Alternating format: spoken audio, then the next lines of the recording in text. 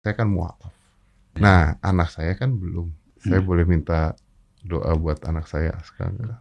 وهي من الله تعالى متاحة لكل من أقبل عليه. Dan kebahagiaan ini terbuka untuk siapapun juga. Bagi mereka yang mau. Allah Ta'ala yang membuka pintu kebahagiaan. من تقرب إليه شبرا تقربت إليه ذراعا.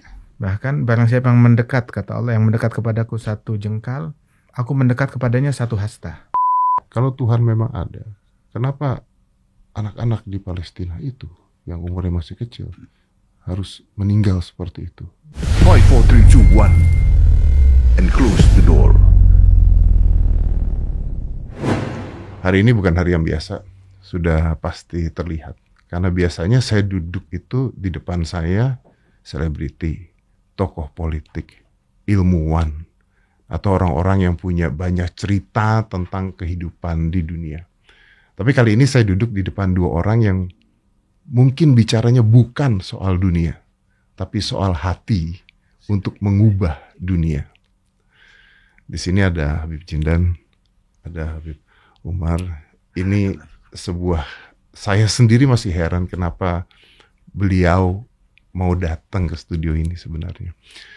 Jujur saya kaget, saya tidak bisa tidur, saya mengeluarkan air mata malam-malam. Entah apa yang terjadi, heran, karena beliau bukan orang yang mudah muncul di media, apalagi di podcast, dan belum pernah katanya seumur hidup muncul di podcast. Ini adalah sebuah rahmat Allah yang tiada tara buat saya. Ini saya sampai nggak bisa ngomong banyak. Saya melalui banyak hal, dari ketenaran sampai titik di mana saya sadar bahwa kadang yang kita cari bukan lagi tepuk tangan, tapi ketenangan diri. Dan hari ini saya ingin mengajukan banyak pertanyaan, bukan untuk sebuah hal yang viral, tapi mengajukan pertanyaan untuk menemukan makna kehidupan dan ketenangan hati. Dan saya ingin semua yang nonton bisa diam sejenak, tenang sejenak, dan dengarkan dengan hati, bukan hanya dengan telinga. Di depan saya ada Habib Umar bin Hafidz dan Habib Jindan bin Jindan. Terima kasih sudah datang. Saya masih deg-degan, Bib, ini, Bib. Barakallahu fikum, wafaqakumullah. Saya masih deg-degan, belum bisa tidur, Bib. Saya, Bib, ini, Bib. Alhamdulillahirabbil alamin. Tapi katanya boleh nanya apa aja, Bib? يعني يستأذن منكم أن يسأل أي شيء. تفضلوا ما عندكم. Oke, silahkan. Jadi begini, ini ya hari ini tuh Habib dari Masjid Istiqlal, bener ya? Iya, pagi tadi di Istiqlal. Pagi di Masjid Istiqlal, langsung datang ke acara di Cidodol. Iya. Habis dari Cidodol langsung ke Close the Door, dan saya tahu dari kemarin juga banyak acara dan sebagainya. Habib, saya tuh penasaran satu hal doang sebenarnya. Saya tuh olahraga tiap hari, terus gym tiap hari, makan sehat, kolesterol saya jaga. Tapi kayaknya kalau begitu sakit-sakit dan capek-capek juga. Dan saya tahu katanya banyak murid Habib Umar yang tumbang juga ngikutin beliau gitu. Tapi kok beliau kayaknya luar biasa. Ini jurusnya apa, Bib? Masya Allah. هو شاهد يعني رحلاتكم حتى اليوم يعني إلى مسجد استقلال ثم إلى الحول ثم إلى هذا المكان وبعد هذا برامج وقبلها كذلك برامج كثيرة وهو صاحب الرياضة يعمل رياضة يوميا ويحافظ على صحته ولكن إذا شاهد يعني نشاطكم كأنه حتى هو يعترف بالعجز بذلك ما بيقدر على ذلك وماذا السر في ذلك؟ إذا حصل عون من الله تبارك وتعالى وما حصل منه إمداد باللطف ويكون أسباب ذلك إرادة وجهه والنشوء على ذلك والتربي عليه من البداية والوجهة من الصغر على ذلك. Itu apabila kesibukan tersebut didasari memang bantuan dari Allah Subhanahu wa taala, ditolong, dibantu dari Allah taala hingga bisa menjalankan hal-hal yang demikian tersebut. Kemudian juga semata-mata kegiatan ini kan kita lakukan untuk Allah Subhanahu wa taala, masa ia nggak dibantu oleh Allah taala. Kemudian juga memang dari sejak kecil tumbuh di dalam ya kegiatan yang semacam ini, terbiasa dengan hal yang semacam ini. Maka hingga saat ini pun juga beliau tetap giat untuk melakukan hal yang demikian. Alhamdulillah, dan dibantu, ditolong oleh Allah Ta'ala, dikuatkan. Berarti Habib Jindan intinya adalah karena terbiasa, latihan pasti ya, terbiasa. Karena terbiasa, memang dari kecil tumbuhnya demikian. Tapi yang kedua, karena ini perbuatan yang luar biasa baik. Iya, untuk Allah Subhanahu wa Ta'ala, pasti dibantu oleh Allah Ta'ala. Wah, kalau gitu saya yang kurang doa. ويقول صلى الله عليه وسلم اللهم يقول عليه الصلاة والسلام وأنت تجعل الحزن سهلا إذا شئته. الحديث يقول تجعل الحزن الصعب. اللهم لا سهلة، يقول صلى الله عليه وسلم اللهم لا سهلة إلا ما جعلته سهلا وأنت تجعل الحزن سهلا إذا شئت. الحزن الصعب شديد تجعله سهل إذا شئت بقدرتك. Itu di dalam doanya Nabi dikatakan, ya Allah, tidak ada kemudahan kecuali hal-hal yang Engkau mudahkan. Tidak ada kemudahan kecuali hal-hal yang Engkau mudahkan. Berarti yang direstui intinya, yang direstui oleh Allah Ta'ala. Dan Engkau menjadikan hal yang sulit, yang berat, yang sedih, apabila Engkau berkehendak, itu pun bisa Engkau bikin menjadi mudah. Oke, berarti kita jalan sesuai dengan kehendak Allah intinya. Iya, dan kita doa kepada Allah Ta'ala. Jadi dimudahkan. Bahkan dalam hal kesehatan berarti ya, Bibi?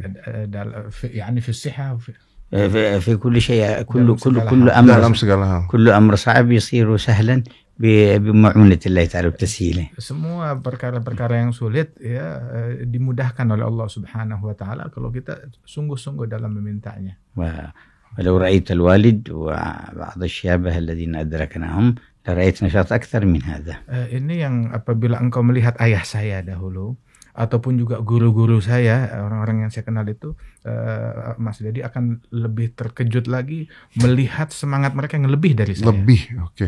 في بعض الأيام قد يحضر في اليوم الواحد 17 مجلس. Di sebagian hari-hari beliau pernah dalam satu hari itu, enggak setiap hari, tapi ada beberapa hari dalam satu hari itu 17 majelis. 17 majelis itu dari pagi sampai malam. ولا يرى عليه أثر تعب. Dan tetap dengan semangatnya dia nggak kelihatan tanda-tanda kalau beliau jenuh capek, atau penat. males gitu ya. Berarti memang dari hati ya, Bib.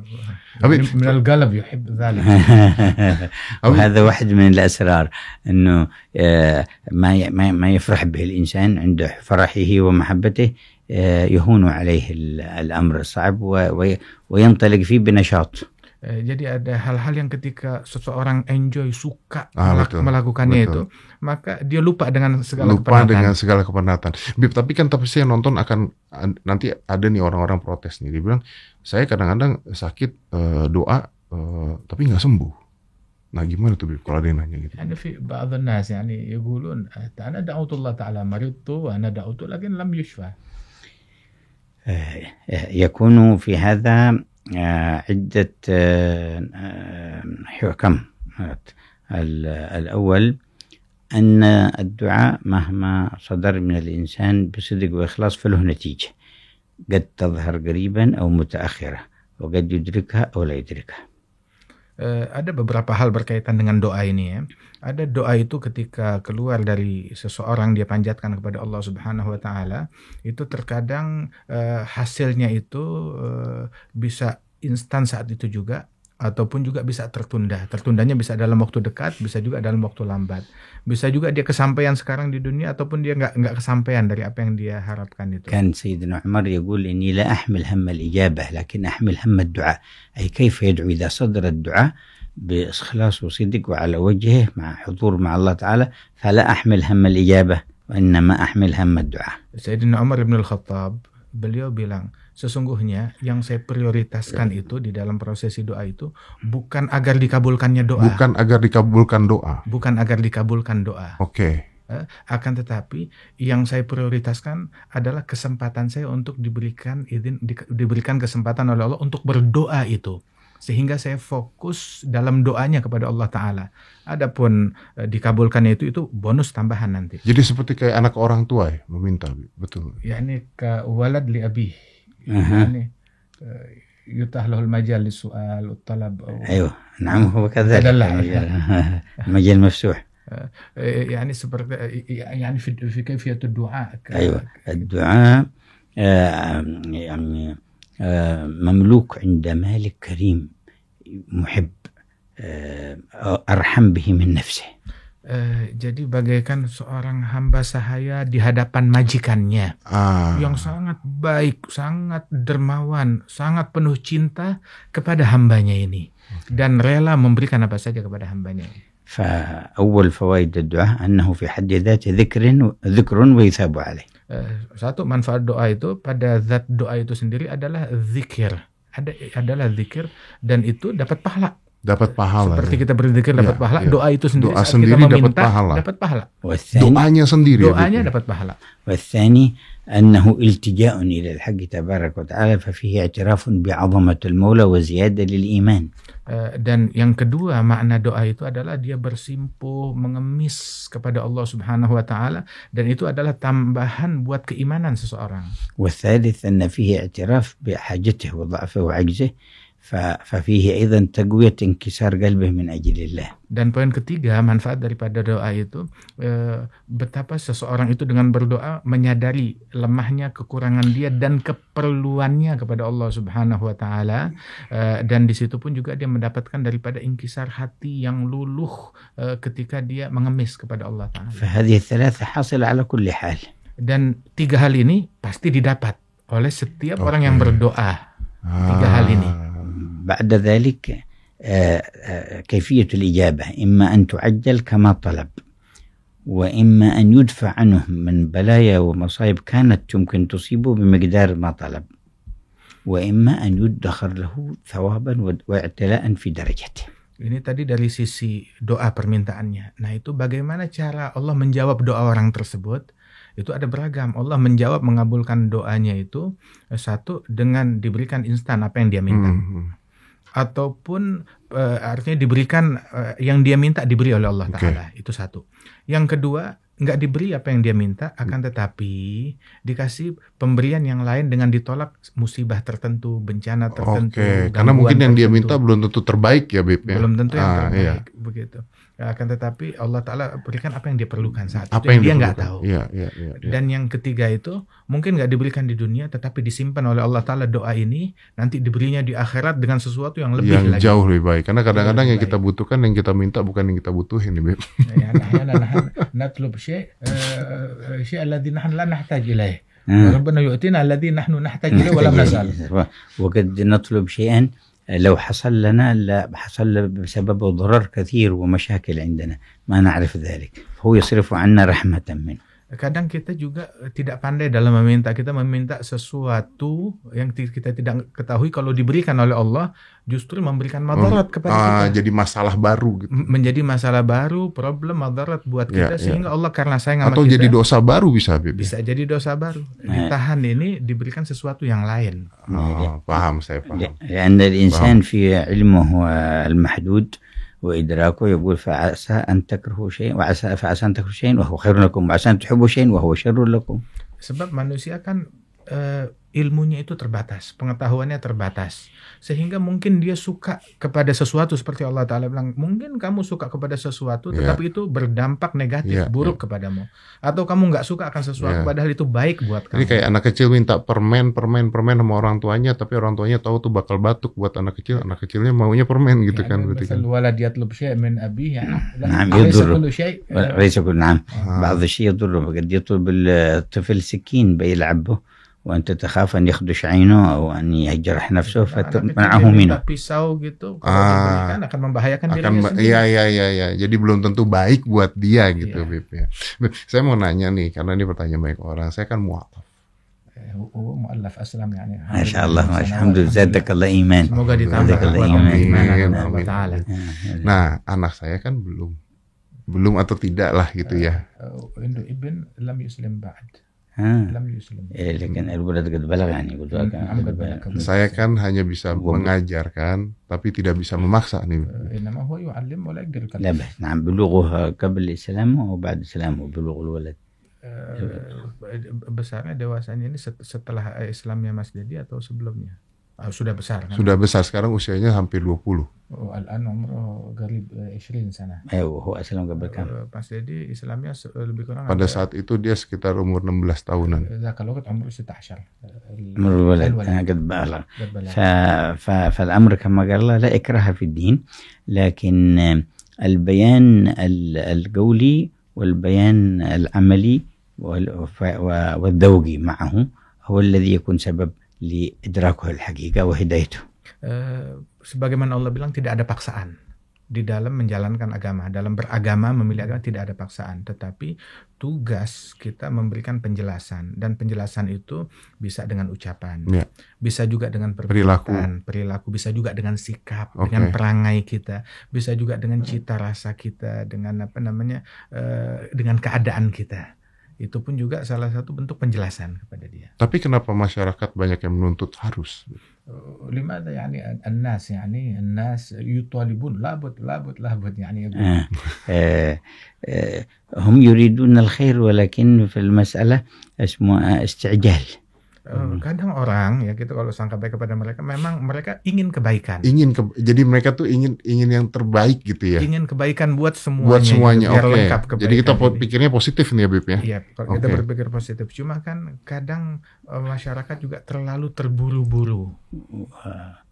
Terlalu terburu-buru, pengen semuanya instan dan langsung cepat begitu. كان عند سيدنا عمر خادم وغير مسلم وكان يرغبه في الإسلام وأحيانا يقول له لو أسلمت نوليك بعض شيئا عندنا كذا وكذا، فيقول لا، فيقول سيدنا عمر لا إكراه في الدين.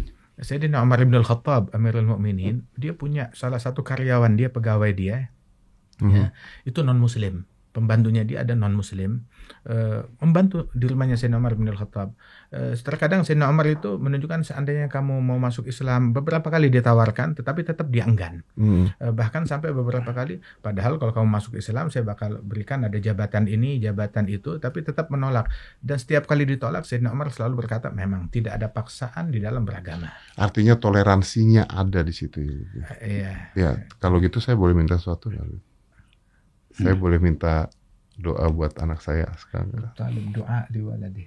Insyaallah yahdihi Allah lil-Islam. Semoga Allah berikan hidayah. ينور قلبه سبحانه وتعالى. Terangi hatinya oleh Allah Taala. يدرك الحق ويتبعه insyaallah.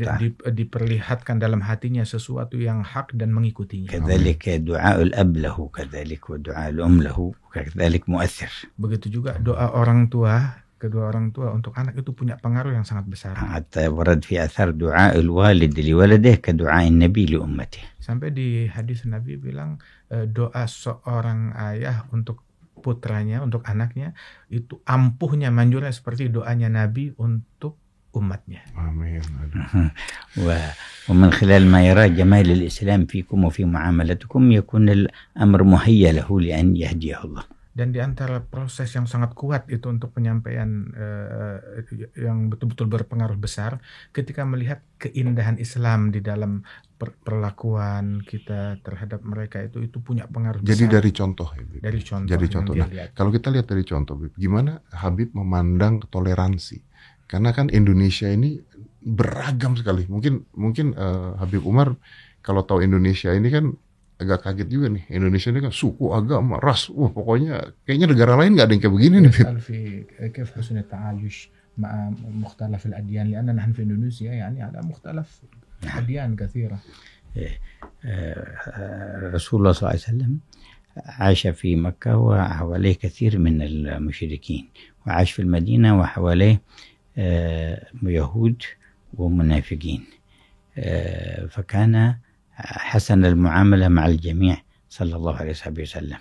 Rasulullah Shallallahu Alaihi Wasallam beliau hidup di Mekah. Di Mekah itu setelah Islam 13 tahun itu beliau berdakwah, itu di sekelilingnya mayoritas adalah orang-orang musyrikin, non-muslim. Okay, non-muslim. Oke. Kemudian beliau juga hidup di Madinah selama 10 tahun. Selama 10 tahun di Madinah itu beliau pun juga di sekitar beliau itu banyak orang-orang dari masyarakat Yahudi. Oke. Kemudian juga bahkan ada orang-orang munafikin yang hanya menunjukkan keislaman zahirnya, tapi mereka tergolong orang-orang yang berpura-pura dalam memeluk agama Islam. Islam KTP kalau sekarang. Artinya memang menyembunyikan kekufuran. Yudhhir al-Islam yukhfil kufr.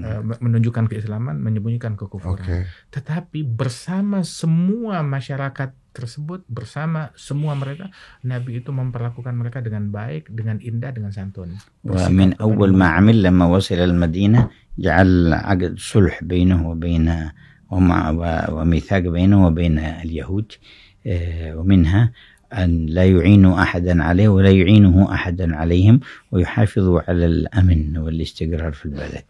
Pertama Rasulullah tiba di Madinah Al-Munawwarah membuat sebuah kesepakatan dengan suku-suku Yahudi, masyarakat Yahudi yang ada di sana. Salah satu isi kesepakatan tersebut adalah janganlah masyarakat Yahudi bekerja sama dengan pihak luar untuk mengganggu muslimin yang ada di situ. Okay. Dan juga muslimin juga tidak memprovokasi pihak luar itu untuk bekerja sama membunuh atau mengganggu, memerangi umat Yahudi yang ada di Madinah. Jadi konteksnya damai.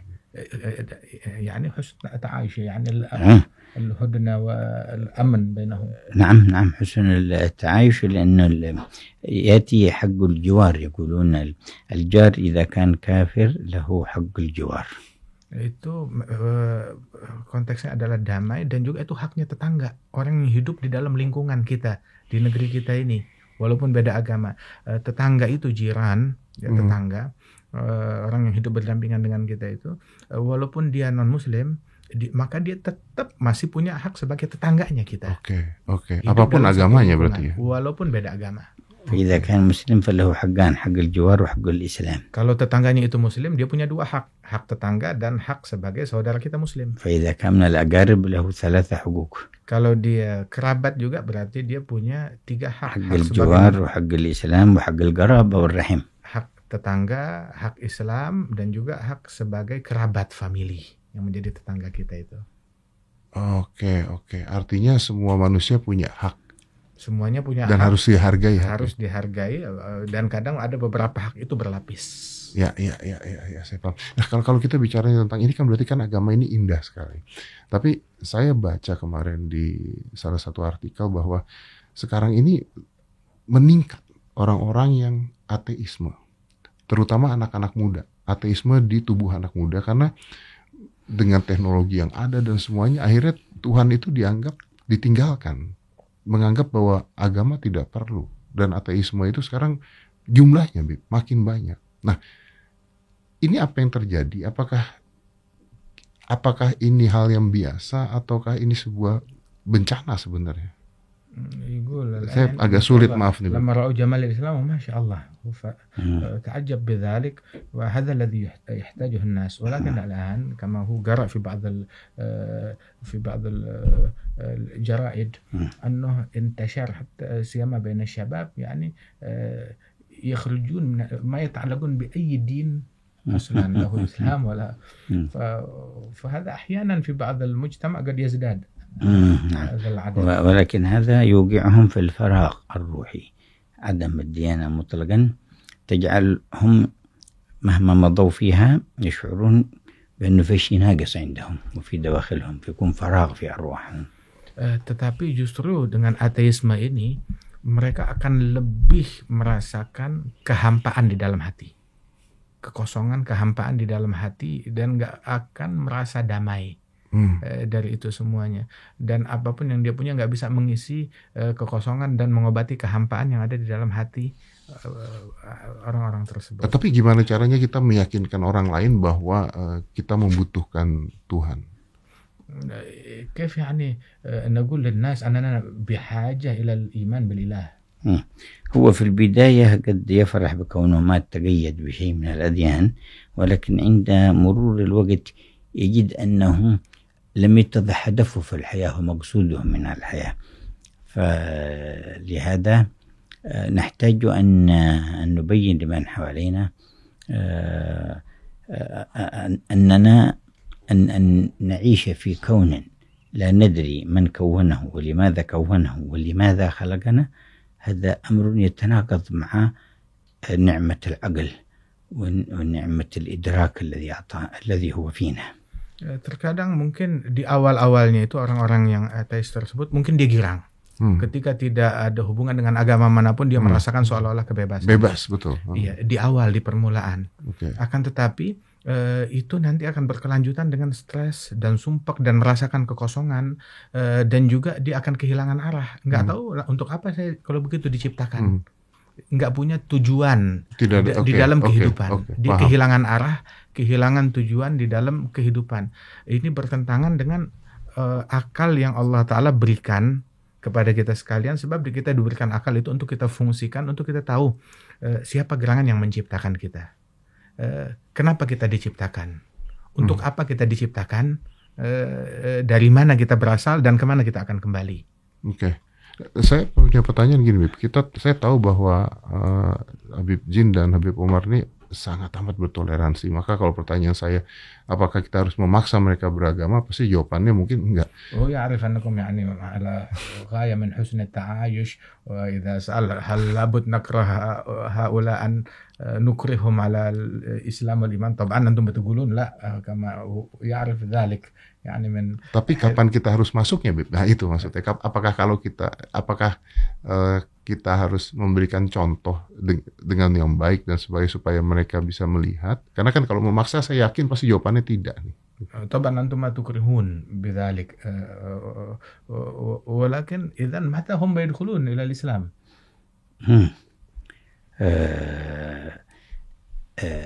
عدم الإكراه لا يعني عدم الدعوة، لا بالحسن البيان الظاهر ولا بالحسن المعاملة كذلك. الدعوة مستمرة من حسن البيان والحرص على إنقاذهم من النار وإدراكهم للحقيقة، هذا موجود مع عدم الإكراه. Tidak memaksakan bukan berhenti kita tidak mendakwahkan. Beda. Kita tidak memaksa. Akan tapi bukan berarti kita tidak menasehati, nggak membimbing, nggak memberikan penjelasan, baik itu secara zahir ataupun juga memberikan penjelasan dengan sikap kita, dengan keadaan kita, dengan perbuatan kita, dengan kelakuan, dengan perangai kita. Nah itu pun juga adalah bagian daripada penjelasan dan tidak ada paksaan. Tapi saya pernah mendebat hal tersebut. Ada orang yang ngomong ke saya begini, kalau Tuhan memang ada, kenapa anak-anak di Palestina itu yang umurnya masih kecil harus meninggal seperti itu? Nah, bagaimana menjelaskan itu? سئل في بعض المواقف إن كان الإله موجود، لماذا الأطفال والأولاد فلسطينيين ما أصيبوا ووقعوا هكذا؟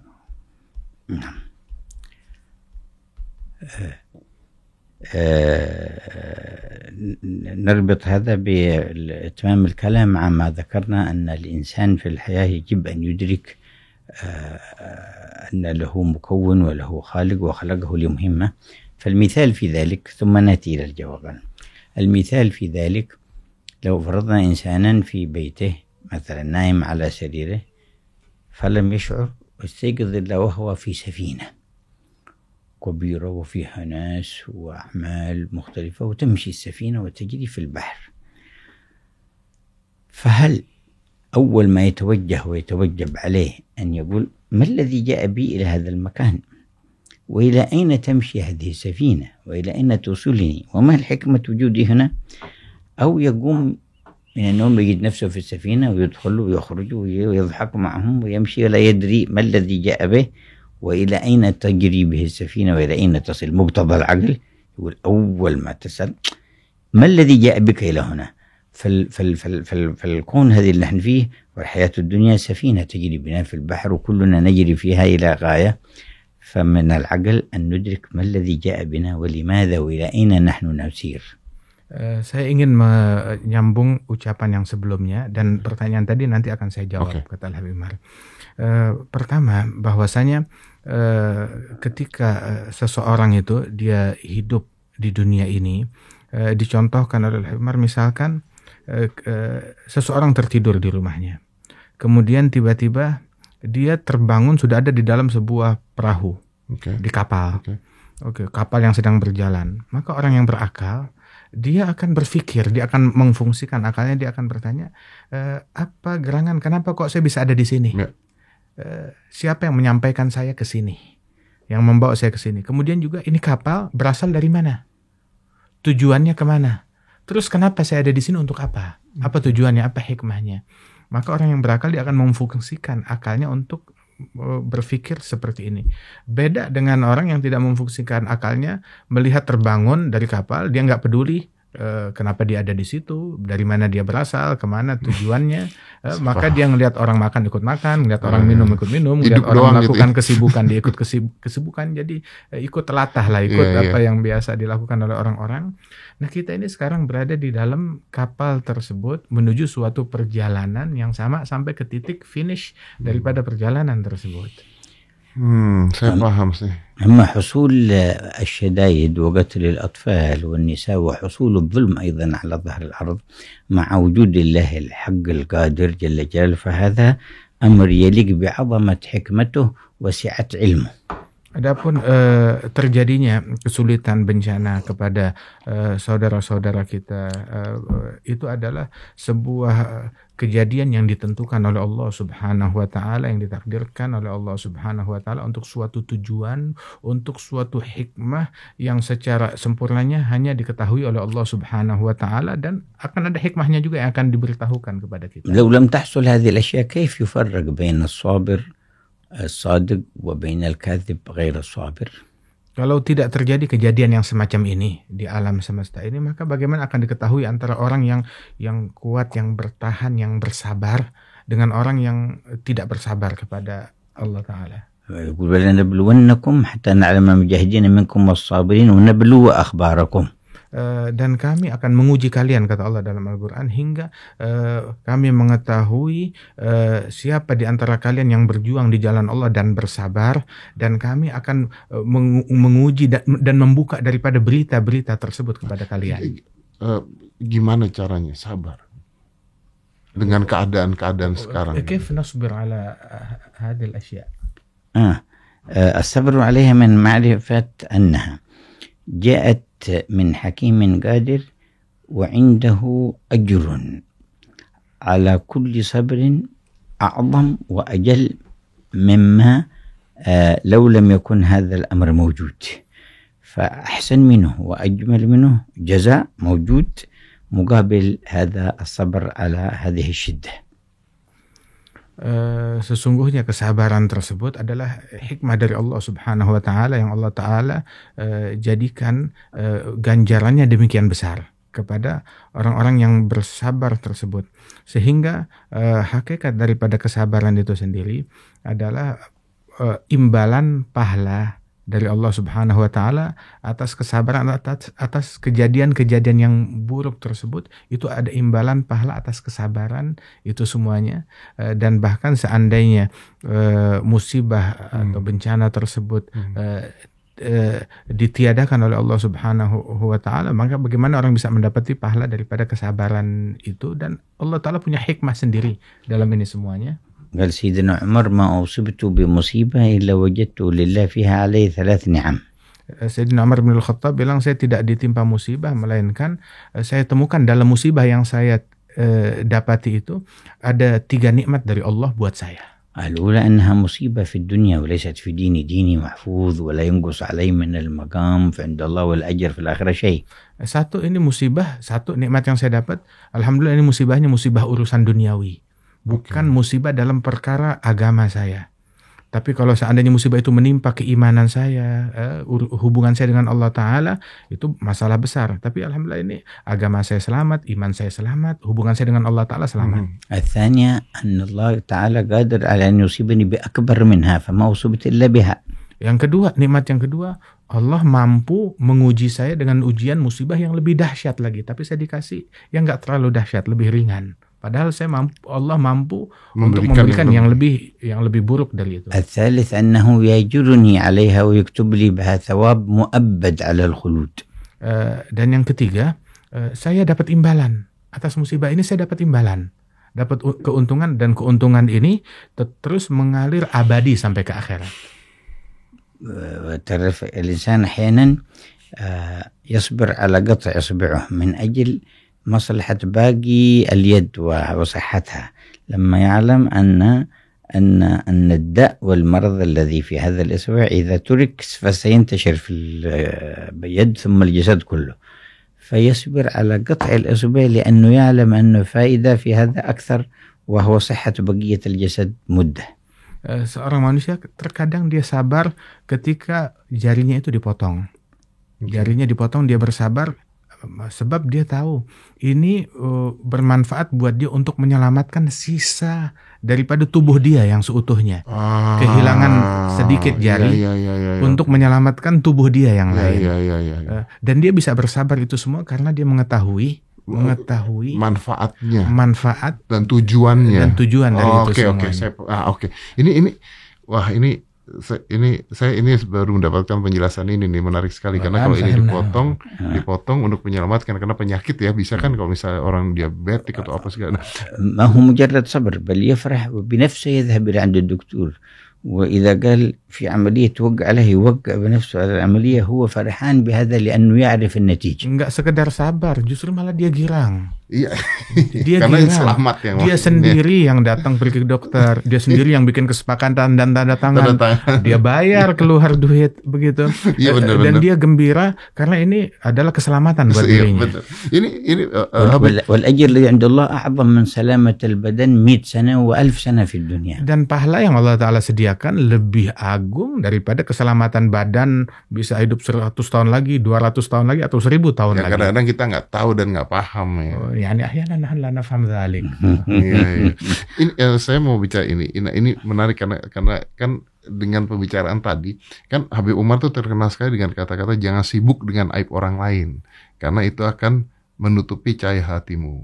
Cinta pada Rasulullah bukan karena lisan saja tapi dari amal dan akhlak yang dilakukan. Nah, ini kan يعرف من تعليمكم يعني لا تشتغلوا بعيوب الناس وفي محبة للرسول صلى الله عليه وآله وسلم هذه تنور القلوب. Nah, kalau kita mau belajar agama tentang akhlak dan sebagainya, guru ini kan beredar di mana-mana.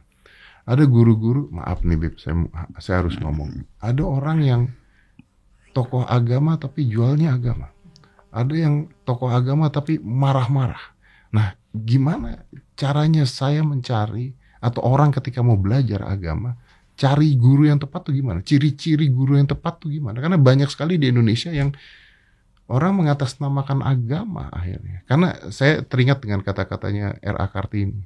Dia bilang kalau nggak salah manusia itu butuh agama. Tapi banyak agama itu menyelesaikan banyak masalah, tapi banyak masalah menggunakan nama agama, kata dia. Nah, gimana caranya kita tahu bahwa oh ini yang tepat, oh ini yang baik, gitu. Ciri-cirinya. يقول أنه الآن في إندونيسيا في العالم كثير من المشايخ ومن العلماء أو من يتظاهر بالعلم. كيف نحن نختار هؤلاء كمعلم أو كشيخ لنا؟ لأنه وجدت ممن يعلمنا الناس لكن ببيع الدين، يعني باسم الدين. وثانيا كذلك يوجد من يتظاهر بمظهر الدعوة والعلم ولكن يسب ويشتم يفرق بين الناس. نعم.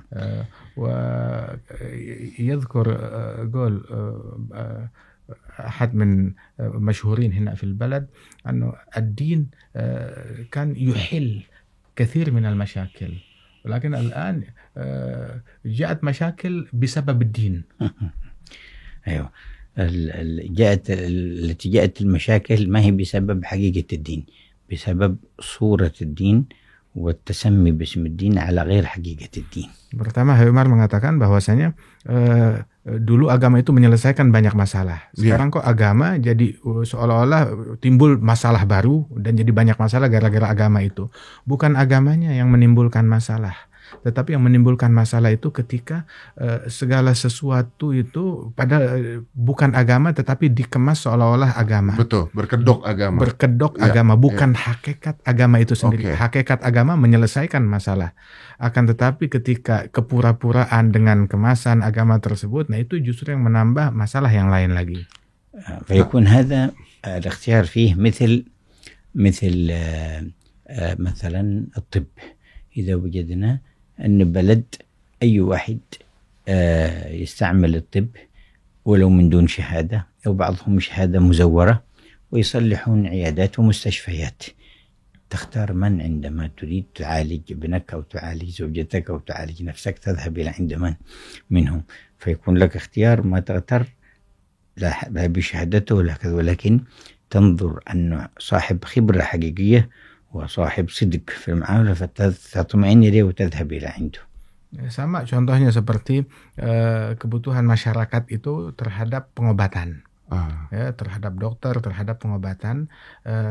Kemudian bermunculanlah dokter-dokter palsu. Atau pengobatan palsu untuk ngambil uang keuntungan dari masyarakat dengan segala atribut mereka. Nah, kita ketika ingin mengobati anak kita, keluarga kita nggak akan mungkin kita datang ke dokter yang asal begitu aja, kita selidiki dulu. Gitu. Ini beneran asli atau malpraktek. Nah, itu dalam kedokteran. Nah, begitu juga dalam agama mencari guru. Dalam pencarian guru agama itu jauh lebih penting lagi. وإذا علمت عن طبيب أنه يحب أخذ فلوس الناس ويفشل في عامة العلاجات حقه وليس له خبرة، أنت ما تطمئن أن تسلم بدنك إليه ولا بدن ولدك إليه. Kalau kita tahu ada dokter doyan duit, sukanya cari uang, ngambil keuntungan dari pasien, nah kita nggak bakalan rela untuk mempercayakan tubuh kita ataupun juga anak keluarga kita kepada dokter tersebut. Nanti akhirnya direkayasa penyakit-penyakit yang lain. العالم في الدين دكتور لكنه للروح وللقلب وهي أغلى من البدن فلا تذهب إلى عند أي واحد. Dan ulama dalam agama ini itu ibaratnya seperti dokter, tapi yang mereka obati adalah bagian batin, bagian dalam, bagian hati, bagian keimanan, bagian keagamaan, hubungan kita dengan Allah Ta'ala, hubungan perihal akhirat yang jauh lebih penting. Maka jangan kita datang sembarang, mencari guru sembarang begitu saja. لهذا كان يقول ابن سيرين من التابعين الذي أدرك الصحابة إن هذا العلم دين فانظروا عمن تأخذون دينكم. Itu Ibn Sirin yang berguru daripada para sahabat dan ulama-ulama besar. Dia bilang, lihat-lihat, cari tahu dari mana kalian mengambil agama kalian, sebab ilmu ini adalah agama. Jadi lihat-lihat bergurunya kepada siapa. Nah, Bib, ada nggak satu patokan gitu? Jadi maksudnya saya harus melihat apanya dulu gitu, Bib. Kalau dokter kan kita bisa cek ijazah gitu misalnya. Kalau ini apa nih patokannya apa? Apa patokan intinya? يعني نرجع إلى كيف يعني أما دكاترة نشوف إلى شهادتهم ولكن أما العلماء كيف نختارهم؟ الشهادة عند العلماء ورعه وتقواه وخشيته من الله تعالى الذي تظهر آثارها في معاملته وتطبيقه للعلم في نفسه وأهله وولده عدم التفاته إلى الجاه ولا المال. Begitu juga ijazahnya seorang ulama bukan cuma sekedar kertas, tapi ijazahnya seorang ulama itu adalah dengan waraknya dia, keberhati-hatian dia dari yang syubhat apalagi yang haram. Kemudian juga taguannya dia kepada Allah Ta'ala, rasa takutnya dia kepada Allah Subhanahu Wa Ta'ala, takut kalau dia melakukan salah atau fatwa yang salah atau melakukan atau mengucap perbuatan yang keliru. Kemudian juga bagaimana pengapalan dia mengamalkan agama itu pada dirinya dan juga keluarganya dan anak-anaknya. Berarti harus pelan-pelan dilihat dari situ. Begitu. Itu bukti tentang ulama yang betul. وأوحى الله إلى النبي داود لا تسأل عني عالما أذكره حب الدنيا أولئك قطاع الطريق على عبادي. Begitu juga termasuk juga kecondongan bagaimana ulama tersebut nggak terobsesi ingin dekat sama orang kaya atau dekat dengan pejabat-pejabat, obsesi kepada itu semua. Itu banyak tuh kalau gitu. Itu Allah Ta'ala mewahyukan kepada Nabi Daud, bilang, wahai Daud, jangan kamu bertanya tentang aku kepada orang yang katanya ulama tapi telah mabuk dengan dunia. Nah, Bib, melanjutkan tadi kata mereka itu adalah orang-orang yang membegal manusia lain dalam perjalanan menuju kepada Allah. Membegal agamanya itu sendiri berarti, Bib. Bib, kalau tadi Habib ngomong itu saya nyambung nih, Bib. Nah, kan katanya banyak misalnya ulama-ulama yang begitu dekat sama pejabat dan sebagainya. Sebenarnya di Islam itu diajarkan nggak sih sifat kita terhadap pemerintah seperti apa? Karena kan kita lihat nih belakangan banyak kejadian di seluruh dunia. Nah, sifat kita fil ghurub يعني من الحكام وأصحاب السياسات يعني هل هذا يمنع ولا لا. أو يعلم في الإسلام؟ إن كان لقصد تعظيم الدنيا أو النيل من سلطتهم أو النيل من مال أموالهم وثروتهم فهذا خطأ وممنوع.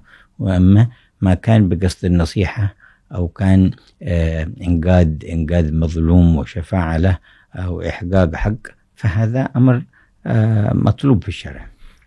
Bukan berarti tidak boleh sama sekali untuk datang kepada pejabat atau pemerintahan, akan tetapi seandainya datangnya dia itu adalah dengan tujuan untuk meraih keuntungan duniawi ataupun juga untuk menjual agama kepada mereka, nah itu memang tidak pantas, nggak patut dan tidak dibenarkan. Tetapi kalau datangnya dia kepada mereka itu adalah untuk memberikan nasihat atau dakwah ataupun juga dengan tujuan datang kepada mereka itu untuk membantu orang lain yang perlu ditolong dan kepada mereka yang berwenang, ataupun juga untuk menyetujui perbuatan hak, mendukung perbuatan baik yang mereka lakukan, mensupport kebaikan yang mereka lakukan. Tapi apakah mensupport kebaikan itu dianjurkan dalam agama? Apakah kita ada nggak sikap yang diajarkan terhadap pemerintah kita harus seperti apa? Ta'amuluna ma'al hukam kaif? تعاملنا مع الحكام في معصية الله لا يطاع أحد حاكم ولا غيره، وفيما لم يكن معصية في شرع فيطاعون ولا يخرج عنهم بالنسبة للمسلمين إلا إن أظهروا كفرا خالصا. Adapun perbuatan sikap kita kepada pemerintahan tersebut, kalau maksiat kita tidak mentaati siapapun.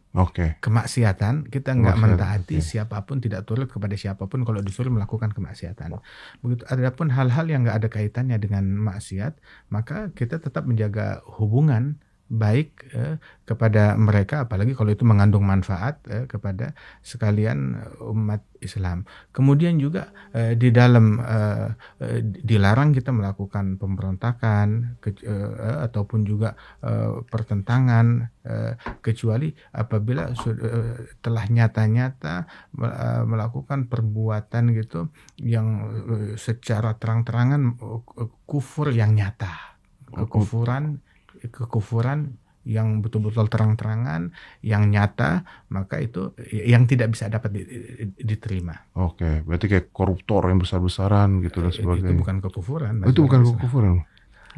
الكفر البواح مضادة الدين وفرض مخالفته على الناس. Kekufuran yang nyata itu artinya dia betul-betul menentang agama Islam, dan memaksakan kepada manusia lain gitu tentang ajaran yang memang bertentangan dengan agama Islam. Memaksakan orang dengan kekufuran itu sendiri. Tapi selain itu kita harus mendukung, dilarang juga kalau kita. Selain itu ya kita bukan berarti mendukung dalam hal yang baik, dalam hal yang tidak baik ya kita tidak mendukung. Kita tidak mendukung tetap. Karena kan banyak pertanyaan seperti itu, gimana nih maksudnya dengan keadaan seperti ini masyarakat tuh harus seperti apa kalau mengikuti agama Islam yang baik tuh? Apakah kita harus tetap sama koruptor kita harus benci gitu, atau sama pemerintah kita harus mendukung, atau kita bisa membedakan antara ini oknum, ini bukan gitu? Sulit kan soalnya sekarang nih, Bib. يقول يعني في بعض الناس يعني يسرق من الدولة، يسرق حقوق الناس، فتقوم عليه الدولة بذلك. نعم. طيب. Itu sesuatu yang baik. Kenapa memang? Ketika dia menghukum koruptor itu baik. Berarti itu هذا من مهمات الدولة. أن تقوم على من يسرق وأن تمنع الظلم. Mencegah kezaliman, mencegah pencurian, mencegah korupsi, itu tugasnya. Saya nanya begini kan karena banyak kayak Al-Quran dikorupsi. Dikorupsi juga agama pun sampai dikorupsi kan, kadang-kadang begitu. يعني كثير يعني سرقة في المجالات. أنواع المعاصي والظلم، خصوصا ما يتعلق بحق الغير. Ada beragam kemaksiatan terutama yang berkaitan dengan haknya orang lain. Haknya orang lain. واجب نهي عن ذلك بالنسبة Itu للسلطان wajib dilarang والحاكم. oleh pemerintah dan hakim. بالنسبة للسلطان والحاكم هذا فرض عليه حتم بكل قدرته. وبالنسبة لعموم الناس من يستطيع التخليص من ذلك وتغيير ذلك من دون إحداث مشاكل أكبر ولا منكر أكبر فيفعلون جهدهم. Mencegah seseorang dari perbuatan yang mungkar, terutama kalau udah ngambil haknya orang lain, itu kemungkaran yang dahsyat. Kalau untuk manusia, orang-orang yang bukan pemerintahan, tugas mereka hanya menghimbau, mencegah, melarang daripada perbuatan yang dilarang tersebut. Kemudian juga itu pun juga dengan catatan tidak membuat kemungkaran yang lain lagi. Tidak membuat kemungkaran yang baru lagi. Oke. Tapi tugasnya pemerintah itu adalah kewajiban, walaupun dengan kekuatan mereka. Kewajiban untuk menyingkirkan kezaliman dan kejahatan walaupun dengan kekuatan yang mereka punya. Oke. Jadi tujuannya sama gitu ya, Bib. Tujuannya sama. Bib, saya penasaran satu sih, Bib. Sebenarnya orang itu kan kalau hidup tuh ya, mau masalah apapun tuh yang dicari adalah kebahagiaan pasti kan. Nah kalau saya nanya, kalau buat Habib Jindan dan Habib Umar, kebahagiaan Habib itu apa ya? يعني الناس يعيش في هذه الدنيا يريدون سعادة. في نظركم يعني الناس يطلبون سعادة، وأنتم ماذا تطلبون وأي سعادة التي تطلبونها أنتم؟ نطلب حقيقة السعادة لنا ونحبها لغيرنا من الخلق. Kita mencari hakikat keberuntungan, kebahagiaan buat diri kita. Kebahagiaan yang sejati, yang hakiki, dan kita juga ingin berbagi kebahagiaan yang hakiki ini kepada orang lain semuanya. ويقيننا أن حقيقة السعادة أن ندرك عبوديتنا لله وعظمة ربوبيته لنا وأن نكون عاملين بما يرضاه عنا في الظاهر والباطن. Dan keyakinan saya bahwasanya hakikat kebahagiaan itu adalah di dalam mencapai hakikat pengabdian untuk Allah, dan Allah mau nerima itu dari kita. Allah mau menerima pengabdian saya, aku hamba oleh Allah Ta'ala. Itu udah girang banget, luar biasa. Itu kebahagiaan yang paling mengembirakan saya. فأن نعيش عبيدا له خلص صادقين معه مخلصين لوجهه عاملين بما يحب منا وهو راض عنا ونتهيأ للقائه الأعظم وهو راض عنا ومرافقة نبي محمد صلى الله عليه وسلم والأنبياء في عالم البرزخ والقيامة ثم الأبد في الجنة. هذه السعادة.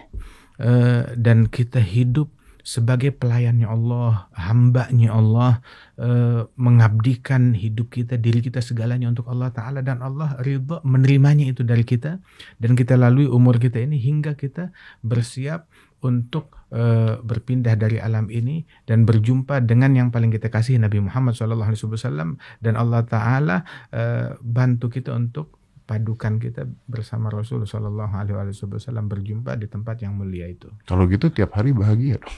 Dan kullum tas'adun antum. وهي من الله تعالى متاحة لكل من أقبل عليه. Dan kebahagiaan ini terbuka untuk siapapun juga, bagi mereka yang mau. Allah Ta'ala yang memberikan, membuka pintu kebahagiaan. Bahkan barang siapa yang mendekat, kata Allah, yang mendekat kepadaku satu jengkal, aku mendekat kepadanya satu hasta. Barang siapa yang mendekat kepadaku satu hasta, aku yang akan mendekat kepada dia satu depa. Yang datang mendekat kepadaku sambil berjalan, aku datang menyambut dia sambil berlari.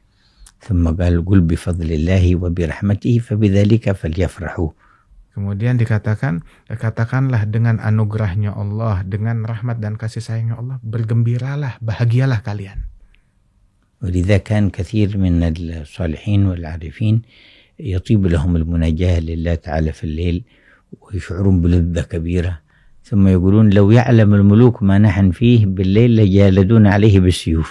Makanya banyak dari orang-orang saleh dari kaum arifin itu, mereka itu gemar munajat, doa tahajud di tengah malam, dalam kesendirian mereka munajat, berduaan dengan Allah Subhanahu wa Ta'ala. Kemudian mereka merasakan kelezatan yang luar biasa, bahagia sekali, sampai mereka bilang, seandainya raja-raja mereka mengetahui nikmat yang saya punya, dan mereka bisa merebutnya, mereka bakal merebutnya dari saya. Tapi nggak bisa direbut nikmat ini. Saya jadi penasaran, pernah marah nggak kalau gitu?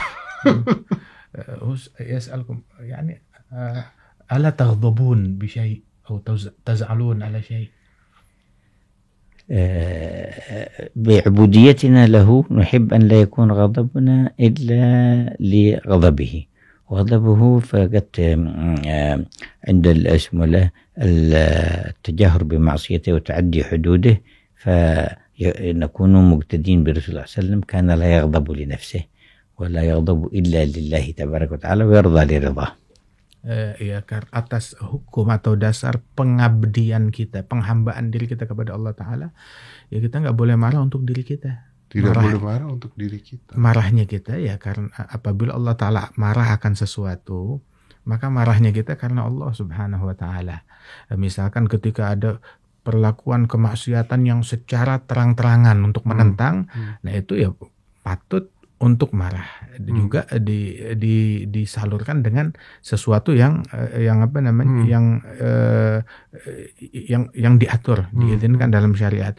Itu disebutkan Nabi Muhammad itu, beliau nggak marah untuk dirinya sendiri, tidak marah karena nafsunya sendiri, marahnya karena Allah Ta'ala, dan marahnya ketika syariat dilanggar, syariatnya Allah Ta'ala diganggu, maka Rasulullah marah. Jadi maaf saya potong, jadi kalau misalnya ada orang nih ngata-ngatain Habib Jindan atau ngata-ngatain Habib Umar gitu, kasar gitu, nggak marah? يعني إذا واحد يسبكم يتكلم عليكم ما تزعلون؟ نعلم أننا بسببه نحصل أجر كثير، فما نحب نحن بسببه نحصل أجر وهو بسببنا يحصل وزر.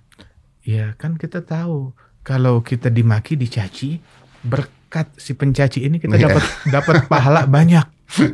Kita dapat pahala banyak. Masa kita balas dengan sama aja ya. Kita balas dengan dia dapat dosa banyak.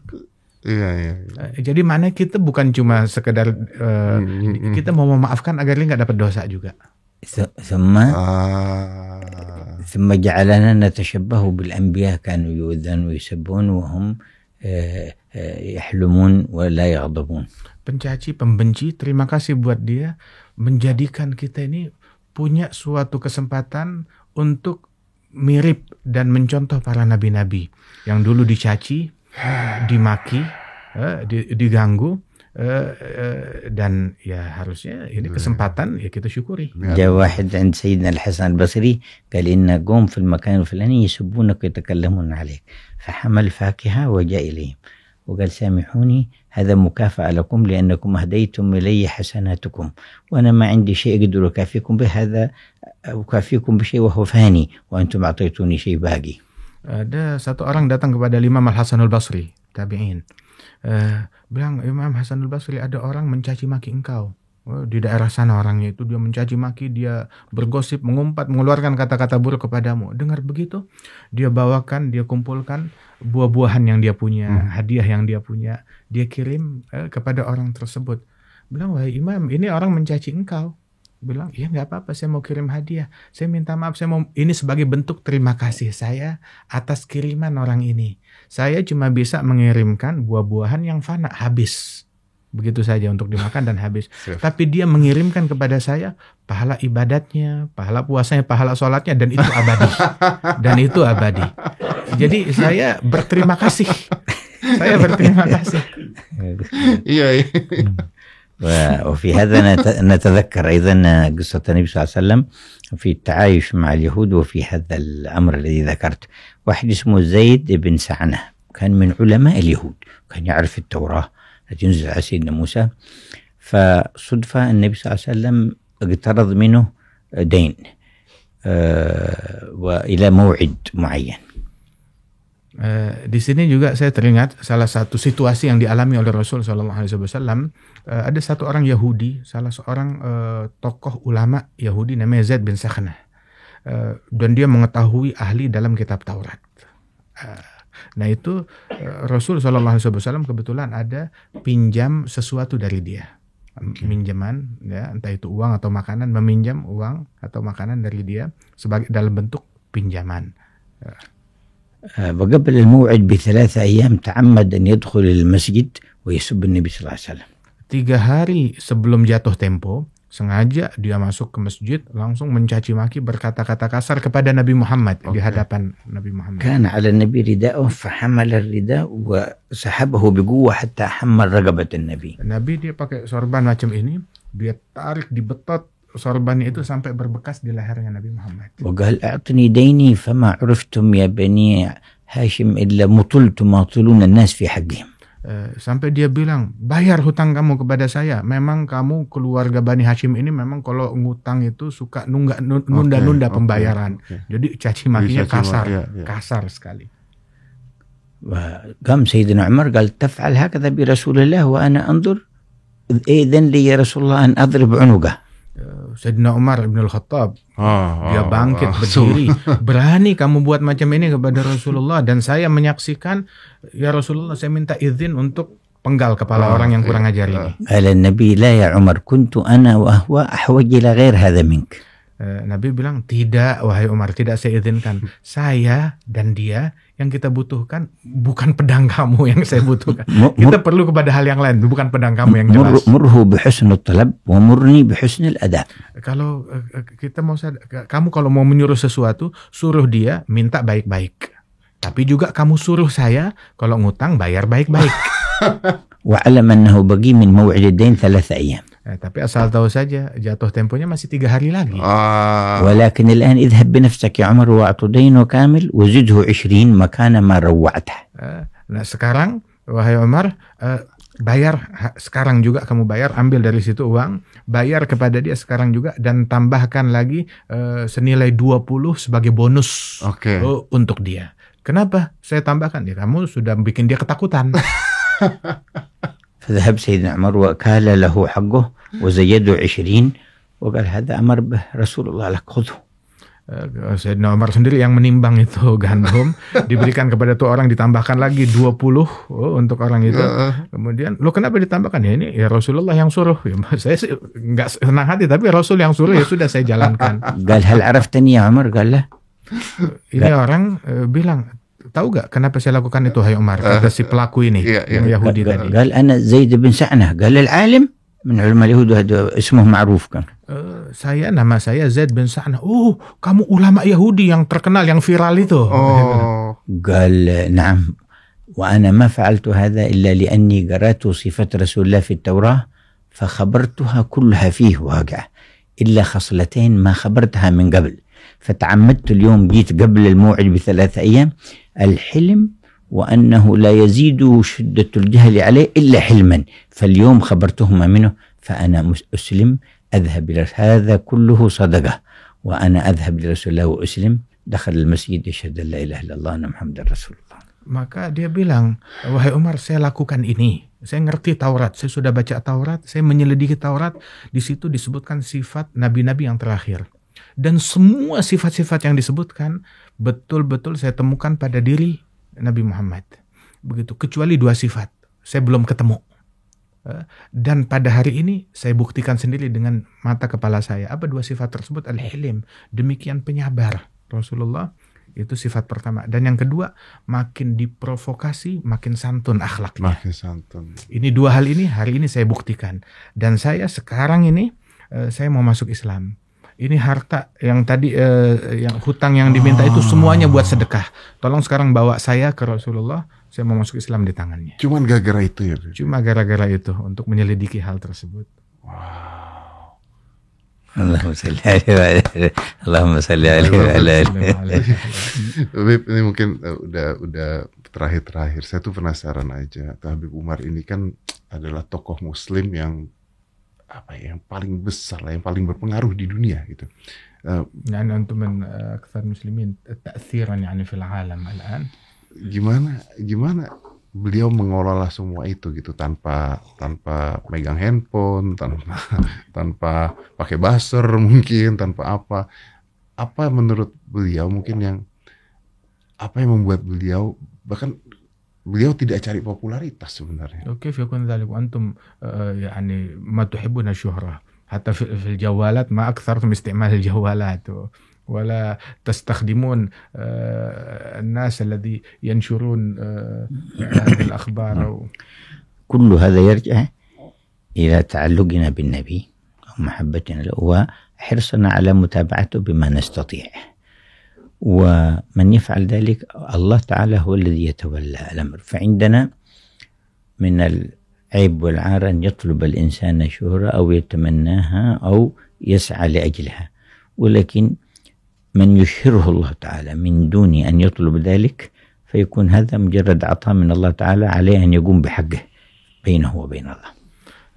Semua yang saya dapat ini semuanya itu adalah berkat dua hal, yakni hubungan kecintaan yang besar terhadap Nabi Muhammad SAW, dan yang kedua itu adalah peneladanan yang sungguh-sungguh dengan telaten mengikuti, mencontoh Rasulullah SAW. Dan adapun kita nggak mencari ketenaran, nggak mencari popularitas, bahkan itu adalah melakukan pencarian, mencari popularitas itu bagi orang semacam beliau dan para ulama itu adalah hal yang aib, tidak baik. Itu hal yang tercela, mencari popularitas tersebut, dan itu bagian dari duniawi yang tercela. Akan tetapi barang siapa yang diberikan oleh Allah popularitas tersebut tanpa dia mencarinya, itu adalah anugerah dari Allah Ta'ala, dan itu juga terikat dengannya ada tugas dan kewajiban dan tanggung jawab di hadapan Allah Subhanahu wa Ta'ala. Satu, nikmat tersebut harus disyukuri, dan tanggung jawab yang berat dari Allah Subhanahu wa Ta'ala. Saya boleh tanya buat saya sendiri nggak? Yurid soal khas, yani loh. Taib. Saya tuh masih penasaran begini, Bib. Kenapa saya bisa dapat berkat ini gitu? Maksud saya, kenapa Habib Jindan, Habib Umar mau datang ke podcast ini? Saya kan bukan siapa-siapa gitu. Maksud saya bukan siapa-siapa gitu. Saya tahu Habib juga nggak butuh media juga gitu. Dan Habib Umar nggak pernah podcast juga di mana-mana. Yang saya dengar katanya cuman kesini doang gitu. Dan ini saya mau ngomong aja mau nangis nih.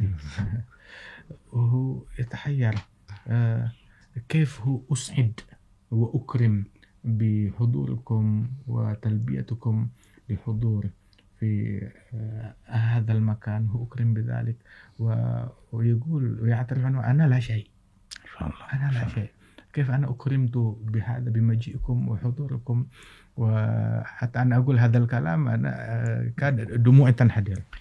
نور الإيمان الذي في قلوبكم وما اكتسبتم به من محبة لله ورسوله هو الأصل والأساس الذي أحضرنا إلى هنا، أي هو السبب القوي الذي بسببه الله تعالى رتب حضورنا إلى عندكم. Cahaya iman yang ada di dalam hati Mas Dedi ini dan kecintaan kepada Allah dan Rasulnya itu, ini adalah pondasi yang sangat kuat sekali, itu yang menjadi magnet hadirnya saya, hingga Allah Ta'ala hadirkan saya di tempat ini. Allah yang menghadirkan saya di tempat ini. Wallah yazidukum iman wa yazidukum mahabbah. Semoga Allah Ta'ala tambahkan masih keimanan, ditambahkan kecintaan.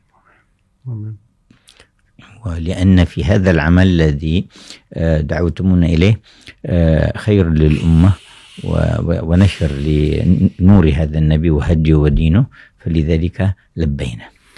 Sebab kegiatan yang masih dilakukan, artinya dengan mengajak Al-Habib Umar ke tempat ini mengandung manfaat yang besar bagi umat di dalam menyebarkan cahaya ini dan kebaikan ini bagi umat, dan ini juga yang mendorong saya untuk menjawab dan menerima ajakan ini, dan ini adalah manfaat besar bagi umat. وتنال بذلك خدمة الدين وخدمة الشريعة وخدمة رسول الله صلى الله عليه وسلم فيزداد أجركم إن شاء الله. Dan ini juga adalah salah satu bentuk khidmatnya Mas Dedi untuk Allah dan untuk Rasulullah, untuk syariat, dan Mas Dedi juga bakal dapat pahalanya yang besar dari Allah Subhanahu wa Ta'ala, dari manfaat yang diterima oleh masyarakat melalui podcast ini. Amin. Jazakumullah khair ala ma da'utum wa tahtum al-majal. Allah memberikan kebalasan sebesar-besarnya, dan juga terima kasih sudah diberikan peluang. Wallah yaj'al fi dzalik khair Indonesia wa lil ummah kullahum. Dan insyaallah ini menjadi kebaikan untuk Indonesia dan untuk umat seluruhnya. Mungkin yang terakhir mungkin kita minta doa untuk Indonesia kali ya, Bib. Talib minkum ad-du'a li Indonesia. بسم الله الرحمن الرحيم الحمد لله رب العالمين القوي المتين الواحد الأحد الفرد الصمد الذي بيده ملكوت كل شيء وإليه يرجع كل شيء وهو على كل شيء قدير، نسأله نتوجه إليه بنبي محمد صلى الله عليه وسلم نبي الرحمة أن يصلح أحوال أهل إندونيسيا ويتولاهم في شؤونهم ويدفع البلايا والآفات والعاهات عنهم ويقيم بينهم راية المصطفى صلى الله عليه وسلم ودينه القويم وسنته الغراء، وأن يقطع عنهم كل ما يقطع عن ذلك، وأن يبعد عنهم كل ما يمنع من ذلك، وأن الله سبحانه وتعالى يهيئ لهم الأسباب ويسلك بهم أشرف المسالك حتى تكون بلاد أمن وطمأنينة واستقرار وسكينة وخير متوالي. اللهم يا كريم يا والي جنبهم الفتن والمحن والبلايا والشرور. اللهم وانظر إلى المؤمنين في المشارق والمغارب وتدارك أهل غزة وأهل الضفة الغربية وكان بيت المقدس وفلسطين والشام واليمن والسودان والصومال وليبيا والشرق والغرب، واكشف الكرب عنا وعن المسلمين. اللهم انظر إلى أهل إندونيسيا ولأهل آسيا ولأهل الإسلام في جميع أقطار الأرض وجميع قارات الأرض نظرة تزيل العناء عنا وتدني المنى منا، وكل سنة نعطاه منك يا ربي في كل حين، وأصلح شؤوننا ما أصلحت بشؤون الصالحين، ورقنا على مراتب علم اليقين، أصلح الراعي والرعية وادفع كل أذية وبلية، واجعل حوائجنا في الدارين على خير وجوه مغذية، وضاعف البركة في هذه القناة وفي هذه المؤسسة الإعلامية، واجعل لها خدمة للأمة بخدمة دينك وشريعتك وهدي نبيك وسنته وما جاء به عنك برحمتك يا أرحم الراحمين يا أرحم الراحمين يا أرحم الراحمين. أجب كل ذلك وزدنا ما أنت أهله بسر الفاتحة إلى حضرة النبي محمد صلى الله عليه وسلم. الفاتحة.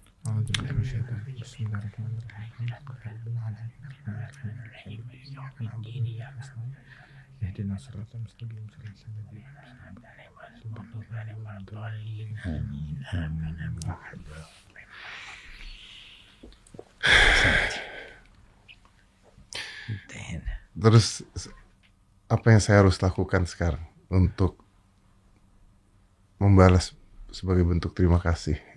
ماذا نعمل الآن يعني ليشكركم ويحفظكم زيادة تعلقكم بالنبي محمد، tambahkan kecintaan dan hubungan koneksi dengan Nabi Muhammad. حرصكم على سنته، perhatikan sunnahnya Nabi. ومواصلة خدمة دعوته من خلال إعلامكم. Dan terus sambung untuk khidmah kepada Allah dan Rasulnya melalui podcast yang Mas Dedi miliki ini. Barakallah, jazakumullah khair. Semoga berkah. Terima kasih banyak, jazakumullah khair. Amin, amin. Habib Jindan, Habib Umar, sehat terus yang pasti. Insyaallah dum taufiq sehat. Bimbing kita terus. Arsyiduna daiman. Jangan pernah bosan. La tasamu minnana. Jangan pernah bosan sama Indonesia juga. La tasamu min Indonesia. Insyaallah. Habib Jindan juga tolong bimbing kita semua karena kita butuh bimbingan-bimbingan. Bihajah ila irsyadatkum. Saya yakin dengan keadaan di seluruh dunia seperti ini, kita kekurangan orang-orang seperti Habib.